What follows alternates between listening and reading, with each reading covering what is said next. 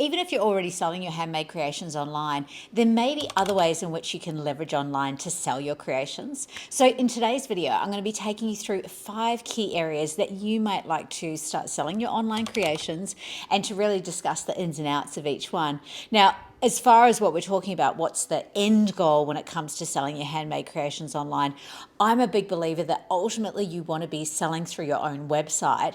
But I also think, to add on to that, I'd also say not necessarily at the beginning of your journey, because I think that there's lots of other steps that you can take in between so that when you kick off your website, that you're already in a state of being able to generate those consistent sales.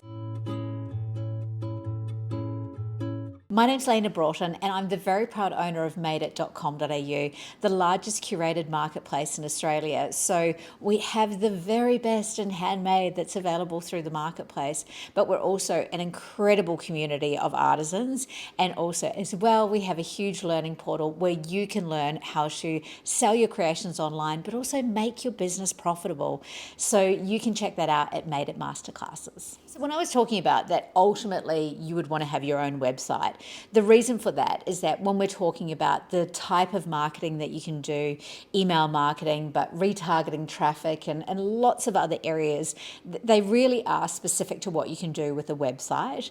And I think that once you're at that stage where you are able to actually swap out some of your traditional income for a creative income, that can be part of your journey to go to that next stage. But I also see that many artisans jump into having their own website and then very quickly kind of realize that the website's not going to generate sales. Now, I've got another video as well that you might like to check out, which is 10 reasons why you don't need a website.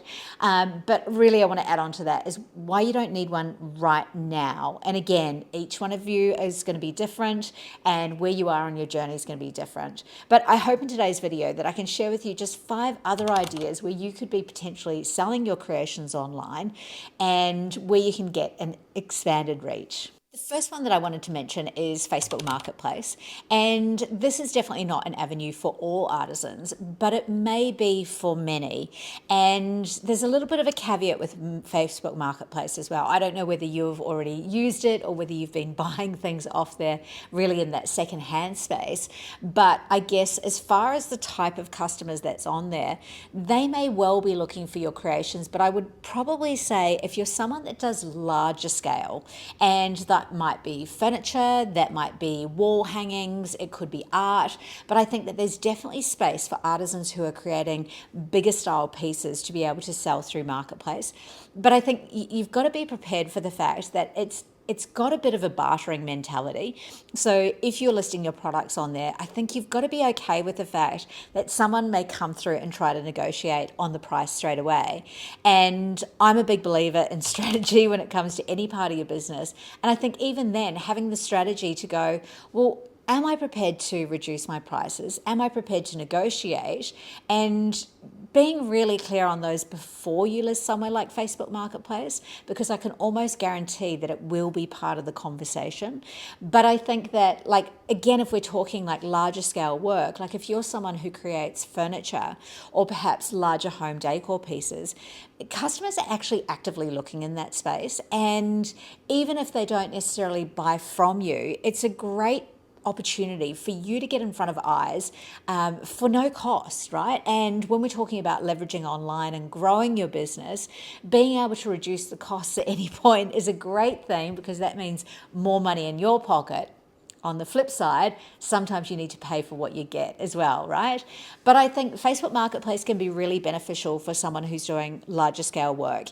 And I think that you've also got to be open to the fact that if you're selling through that platform, that the person's going to come to your home to purchase the product from you. So, which can be great if you're someone that really wants to be taking cash as well, and you can specify that.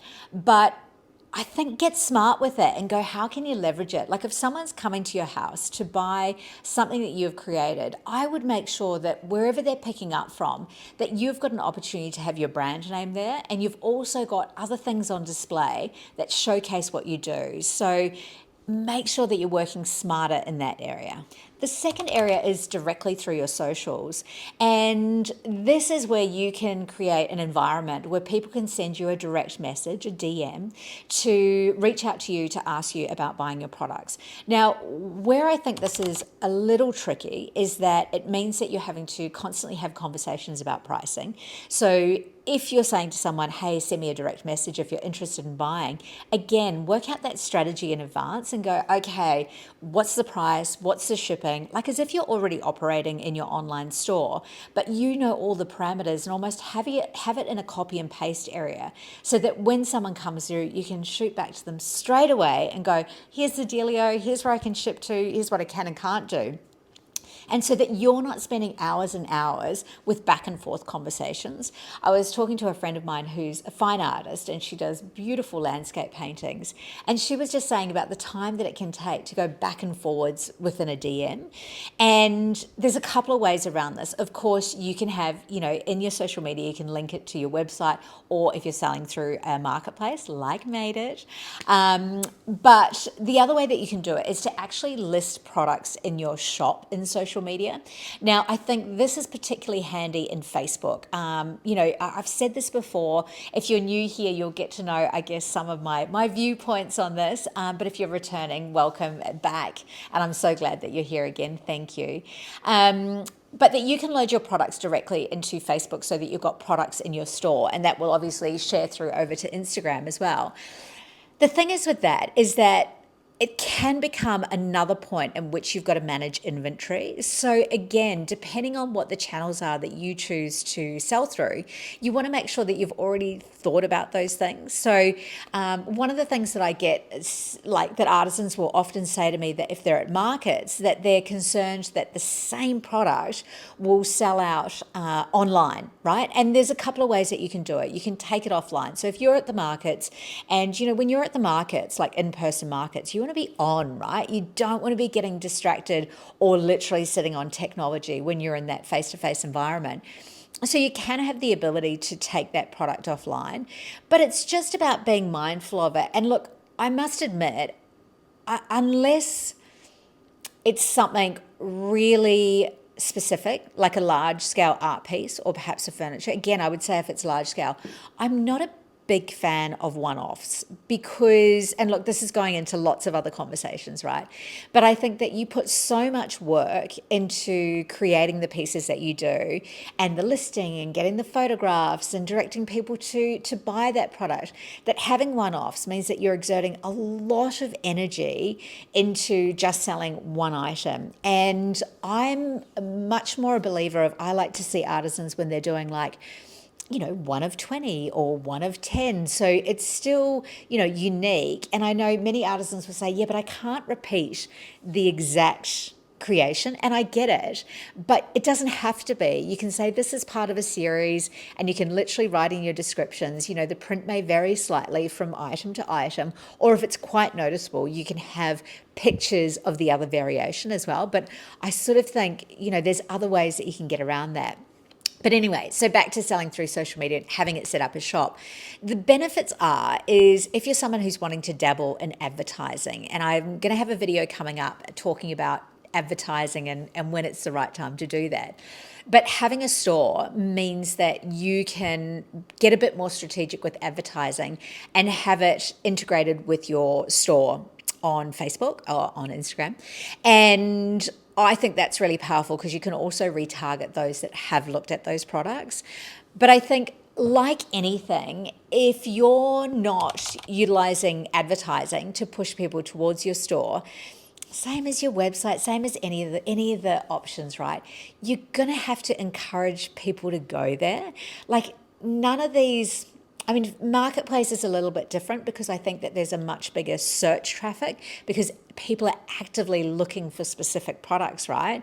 And that will be time to look at SEO stuff. But the other ones, you still need to be guiding people to that destination to buy from you. It's not a marketing channel. It's a selling it's like a payment portal, right? That's what you've got to think about it.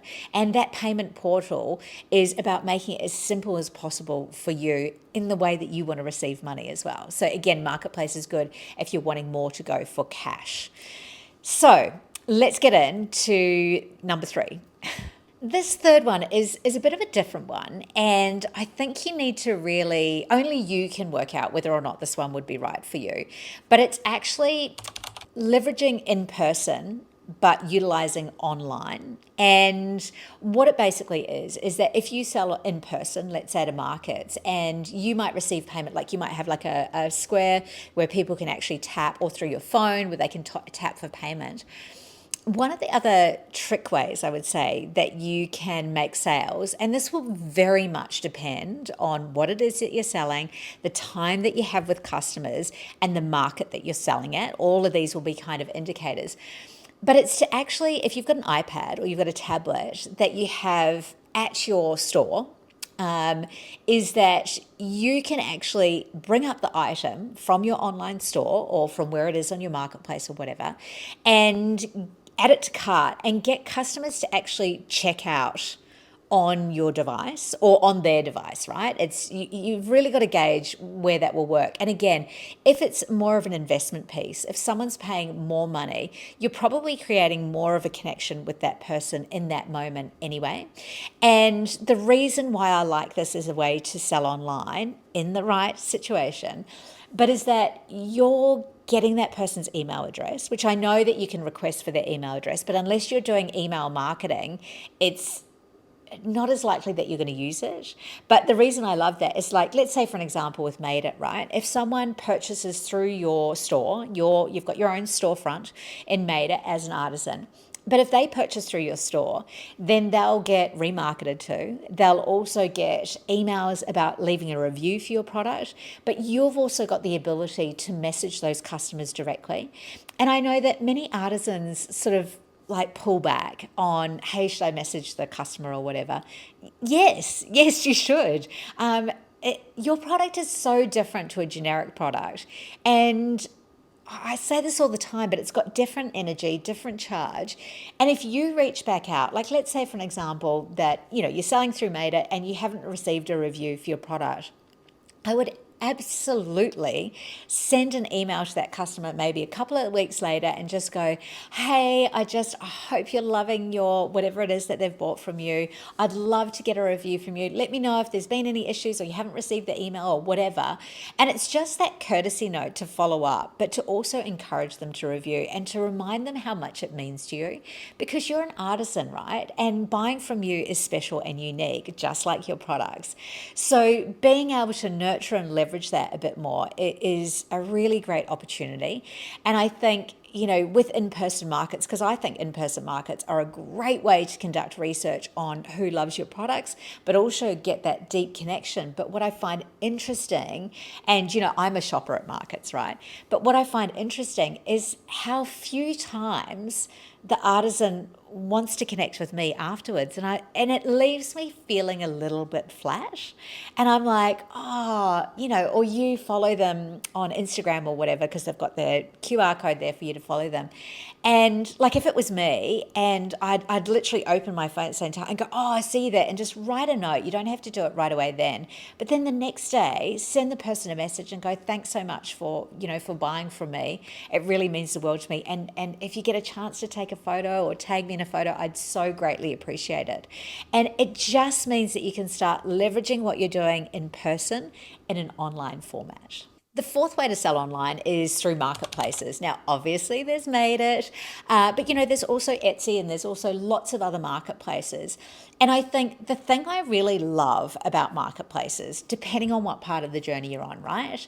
But if you're someone who's not doing this full time, or you're quite time poor already, I love the fact that the marketplace kind of does the heavy lifting for you. So, like tech stuff happens all the time, right? We get little tech glitches that happen, and even with my own website and all that sort of stuff. And so if you're someone that's kind of already a little bit time poor, perhaps you're juggling a full-time job or kids or elderly parents or family or just life in general, right? Then I think marketplace is a really good option where you can still be super proactive on social media, but have that link that directs straight through to your store that you have on a marketplace. And you can still do email marketing if you've got capacity to, and direct them to the products in your store. You don't have to have your own website to do that. But I think when you're thinking about which marketplace that you want to sell on, it's really important that you think about how much it's going to cost, of course, but I probably wouldn't put that first, ironically. The first consideration for me is, like that I would suggest, would be positioning. And it's about looking on the marketplace and going, does it make sense for me to be on this marketplace? And am I going to be able to leverage, the search volume that is happening on the marketplace in order for me to be able to get more sales? So what I would do to do this, I'm a total list junkie, but I would write down the marketplaces that you want to sell on, or you could even do this with all of these options, right? And just list out the pros and cons and just take a look so that you can really go, oh, hold on a second, which is going to be the best option for me right now, right? Because nothing's permanent. You can always move to something else later. But for me right now, what is going to be the best return on investment, which is my time, in order for me to be able to create opportunities to get sales, right? Or create connection. And then I think on top of that as well is that there's two sort of schools of thoughts when it comes to selling online. It's about, okay, I'm going to be really clear and I'm just going to focus on one way to sell my products. Or the other way is I'm going to sell in multiple places. And I think it will very much depend on, again, your time that you have, but also your personality. And if you're someone that actually needs to have that variety and fingers and lots of pie in order to stay stimulated, then that might work really well for you. But I think if you're wanting to get great results, the more that you focus on one, the better that the results will be every single time. So if you're someone that's currently doing in-person markets, my thought to you, and you're wanting to sort of transition online, if that's working for you right now, then start thinking about how can I leverage everything that I'm doing in person to set me up to be in a great position for selling online, collecting email addresses, whatever it is, right? Getting that email list. But the more that you put energy into one area, the more likely you are to get a greater return. Now, last but definitely not least is number 5, which is sell through your own website. Now, again, I would check out that video that I've got about 10 reasons why you don't need a website right now. That might be relevant, and I'm not saying it to poo-poo the website aspect, right? Because like I said at the beginning, I'm a big believer that ultimately, if you're someone that's really wanting to create an income and a consistent income, at some point you will want to go to a website. But I also think that you've got to be able to allow the time and the headspace to make sure that you're doing it properly. Because if you've just got a website and you're not updating it, you're not writing blogs, you're not doing email marketing, there's no point. It's just another thing to have to look after. So I think take the time to work out when is the right time for you to have a website.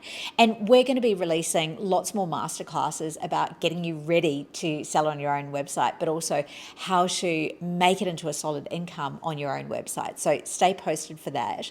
But look, ultimately, websites, you just have more control. You've got more positioning and you've got more reach. But again, your website's not going to drive traffic.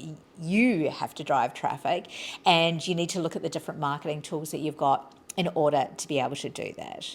So I hope you found this video helpful and that's opened up your thought pattern to going, what else is possible and what haven't I considered that might already be out there? Now, these aren't the only ways to sell online. There are plenty more, including Facebook groups, which is one of my favorites.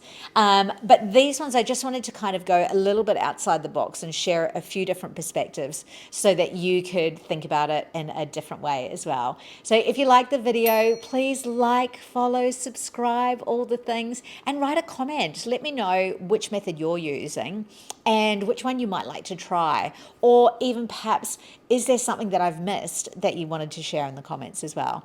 So have a beautiful day wherever you are, and I'll see you really soon. Bye.